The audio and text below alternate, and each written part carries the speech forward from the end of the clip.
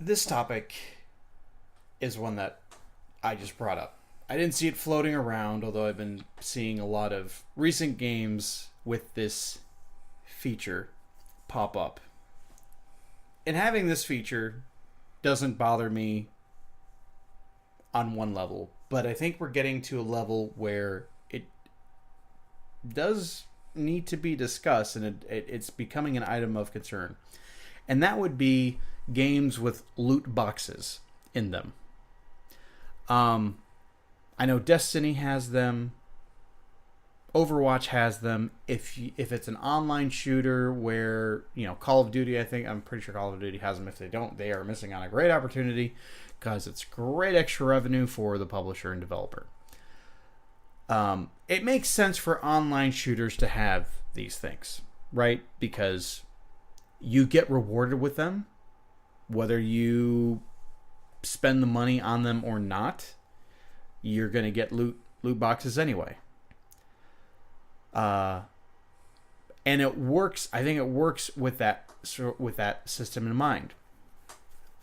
There's some games though that are coming out in the next month or two that make no sense to have loot boxes at all. I'm talking about Assassin's Creed Origins, Shadow of War, the Middle-earth Shadow of War game.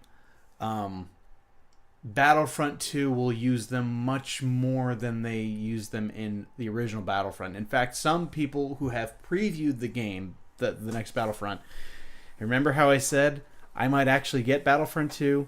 Well, this might actually change my mind. This is by the way, this is already on top of us getting, you pay $60 for a game that is not the complete game. We're not talking you get a complete game and then there are extra features and extra content that you can download later. We're talking about games that have had features or missions removed and placed as either a pre-order bonus over here from this store or that store or that store. And we're also talking about things like DLC coming down the line. This happened in Assassin's Creed. It started with Assassin's Creed 2. The original one did not have any DLC. When Assassin's Creed 2 was in development, there was a specific story that had to do with a historical figure.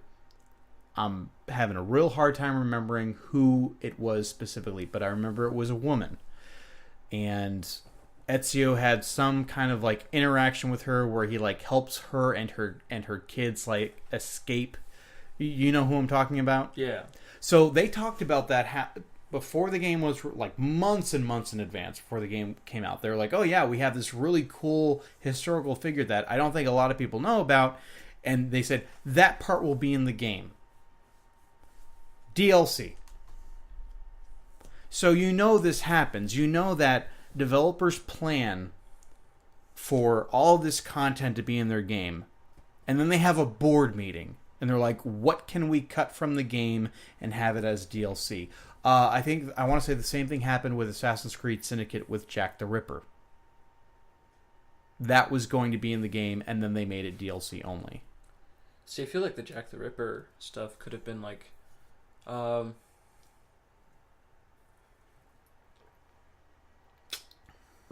not necessarily the same thing as the hidden treasure areas in Brotherhood. Mm-hmm. This spots where you touch the skull and it opened a passage and you have to go through it and do things right. Maybe something like that combined with the crime investigation of Unity. One of the new things that you could do in Unity was solve crimes that happen. That would be a cool thing to see, little Jack the Ripper, mm-hmm. maybe a knife placed somewhere, and you investigate, and it's oh, there's a dead body. What is this? Yeah. Who killed the nice lady? Or Detective Mode in Batman. Yeah. The Arkham with games. Was that Arkham City? All of them had it. They all were you can go into detective mode and see clues and. Well, I remember one of them had the Riddler trophies. Another one of them had them you had to follow these phone calls from this guy, and if you followed the phone calls, it's like there's like a payphone that'll ring, and you have like a certain amount of time to get to like a part of the map, or else this guy like kills someone or does something. I think that might have been Arkham City. Yeah, and then like at the end of it, you fight him. Yeah, like something like that. That'd be cool. That's doable. Yeah.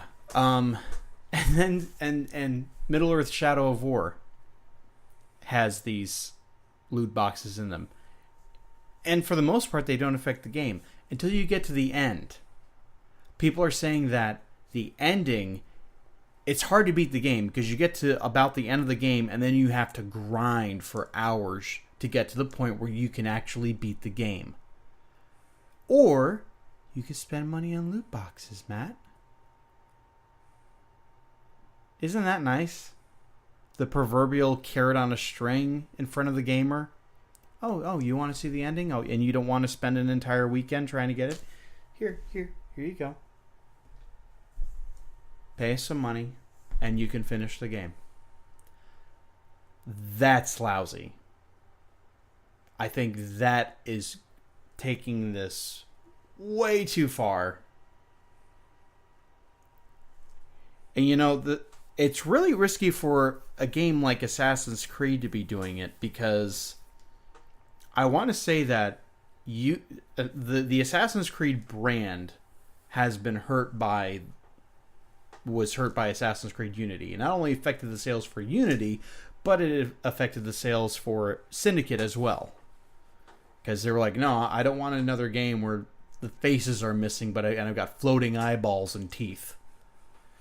Nobody wanted that, so they just skipped out on Syndicate. They're like, all right, I'm done with Assassin's Creed. So they took an extra year off, and this is what we get for that. We get 4, 5, 6 different special editions that are all increasingly more expensive, and on top of that, now we have loot boxes that are turning this into like an RPG of sorts. People don't want that are into Assassin's Creed, and they just want a new Assassin's Creed. It's great that it takes place in Egypt, but you're kind of spoiling things by this. So what I want to discuss further is, how serious do you think this is? Like, let me give you some context to think about. During the 80s, early 80s, before I was even born, before the NES came out, Atari games were coming out like jackrabbits. I mean, there were so many games being released. A lot of them were licensed properties. An example that everyone brings up is E.T. the game for Atari. And that wasn't the game that caused the video game crash of the 80s. But it was games like it. It was all these titles coming out that were low quality, and they basically boiled down to a cash-in on games. They were just spitting out low quality games one after another, and people were like, okay, these games aren't good that are coming out. And people stopped spending money on video games. In fact, that's the reason why the Famicom, I want to say, came out in Japan in 1983, and it took 2 years for Nintendo to get it to even launch in North America, because 83 is the year when the video game market in North America crashed. And retailers did not want to carry another console that was not going to sell. So that was the whole point of Rob, believe it or not. Rob was actually was packaged with the NES originally to make it seem like, oh, it's not really a video game console, it's more like a toy. It's more like this video controlled toy that you get, but it's not really a console. And that's how they kind of shoehorned the NES into stores. They marketed it completely not like a console. So, that being said, I know we're in a different world than the 80s were, but I kind of feel like publishers are kind of doing the same thing again.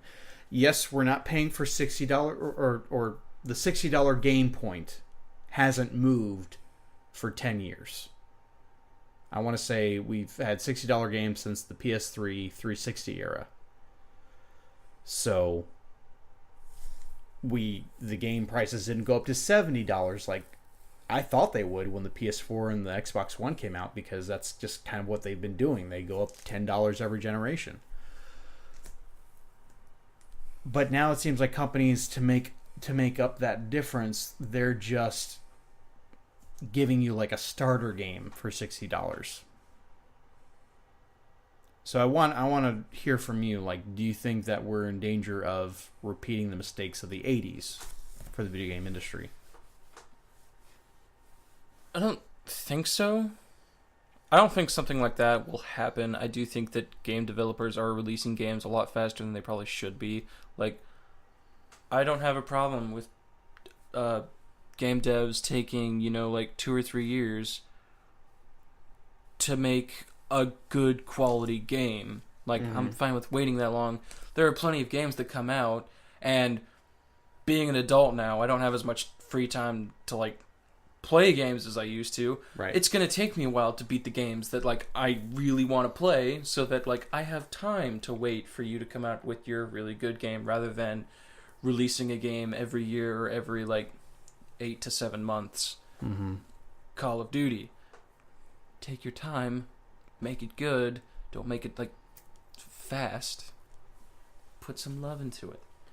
Put a little love in your game. Yes. I mean, don't pull a Square Enix and, like, say, oh no, like, the game will definitely be out in, like, a year or two, 10 years later. We're thinking about remaking Final Fantasy 15. Like, oh my gosh. No! Like, you don't need that long to make a game ever. The reason it took it that long is because they had redesigned that game, like, what, 3 or 4 times? It was quite a few times. Yeah. They switched engines. It's ridiculous. You don't need to do that. Like, they didn't need to do that, and they shouldn't have done that. That isn't to say that Final Fantasy 15 isn't a good game. It's a pretty good game, but Yeah. you didn't need to take that long to do it. You can make a good game in a shorter amount of time. You don't need to release a game every year. People won't forget about you, even though they have shrunken their attention spans quite a bit. Right. That's mostly your fault for trying to release games every year. Yeah. If you'd paced yourselves, you wouldn't have gotten yourself into this spot where people feel like they need a game to come out every year so that they can keep up with you. It's like, if you had just taken the time to make something good. That doesn't say, like, I haven't seen any battle, or even I haven't seen any footage for Assassin's Creed Origins or Shadows of War. Shadows of Mordor, I heard, was a really good game. Mm-hmm. Assassin's Creed Origins, the general theme of it seems really cool. So the concept for Assassin's Creed Origins is a sell on its own. You could have taken another year and added even more things to it, and it would have been fine. I don't think loot boxes are necessary for an Assassin's Creed game. I think you could have done the same thing, or you could have spent, like, actual money in Unity, maybe, to, like, buy certain weapons if you didn't want to, like, farm for the, I don't know what the French currency was. Gold, I'm just gonna say. Franks? I don't know. They're French. They're weird.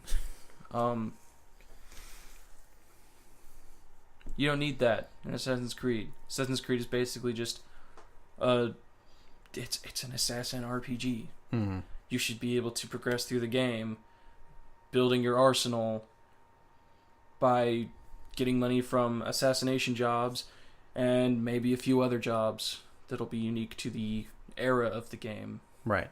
You shouldn't have to, like, you go on to EA stores and put in some money and then, I don't know, Anubis blesses you with golden sickle of death. $4.99. So, how about you make a creative way to get it, like going through a, I don't know, weird pyramid with death traps and puzzles and zombies and mummies to get a really cool artifact. Yeah. That you can use like sometimes. Like that'll be cool. For Shadow of War, the concept of grinding is already kind of an irritating thing that in an open world game, no less. Yeah, like in MMOs, that thing is just kind of like accepted because RPGs period makes sense. Yeah. Well, but it is kind of an RPG. It is an RPG. It's not kind of an RPG. It is an RPG. What? Shadow of War. It's not an RPG. It's kind of an RPG. It's like an Assassin's Creed game. It's kind of like an RPG. You don't really have stats. There were a few Assassin's Creed games where you had stats. Weren't there? I could have sworn. You maybe had like ratings as far as like this one's better for parrying, this one's better for offense, this one excels in both. But that's about it. Okay. Well. I'm just saying, like, just imagine Grand Theft Auto having loot boxes that make the games very hard to get through without those loot boxes. Or hey, you want to deviate from the story? Well, you have to get a loot box first. Then we'll let you go get, go and carjack any car and drive around the city. Like, don't do things where people really want to like beat your game and basically you're making it so that you're incentivizing them to pay extra at the end of the game when they're trying to finish it. At the end of, the 40 hours or however long they've been playing it for. Well, my opinion on this is, and I want to get this out of the way first. I am an unapologetic capitalist. Capitalism, in my opinion, is the best economic system in the world by far. It beats anything else we have seen in history. And I want to say that because I don't want to come across, and I don't want to sound like I'm some little whiny entitled gamer who whines about games being so expensive. But I'm going to say that games are getting to the point where they're being too expensive. And not every company is doing this. Nintendo, the most annoying thing Nintendo does, there's bonuses for using Amiibo. You don't have to use the Amiibo. It doesn't take away from the game if you don't use the Amiibo. It just kind of unlocks a little bit of a bonus because, hey, I happen to get an Amiibo that I wanted to use for this game, and then there's another game coming out that I can use that same Amiibo for. It's kind of neat. Sometimes, there are some Amiibo that only work for certain games. That's the most annoying thing Nintendo does when it comes to them, like, putting extra content that you kind of have to pay for in their games. But this is ridiculous with these loot boxes. I do think another thing I'd like to throw out here is that there are more people gaming now than there ever have been. So the more copies that they sell of these $60 games, I can see like maybe back in 2010, they might have been like thinking like, well, gee, when the next generation comes around, we'll have to increase the price to $70. But they kept it at 60, I think, because games are selling more and more than they ever have before. So the more people you have buying your game, of course, you can keep the price low. And then, of course, when inflation comes into it, $60 10 years ago is a lot more than $60 today. That still doesn't excuse that. I think to get everything in Battlefront 2, you're going to end up paying $110 for that game to get all the additional content that they are planning. Like, it's not just, you can spend an additional $30 to get the season pass and you'll get everything. No, there's some developers who are dropping that model and they're making it so that no, you have to pay over $100 if you want to see everything that we're planning on this game.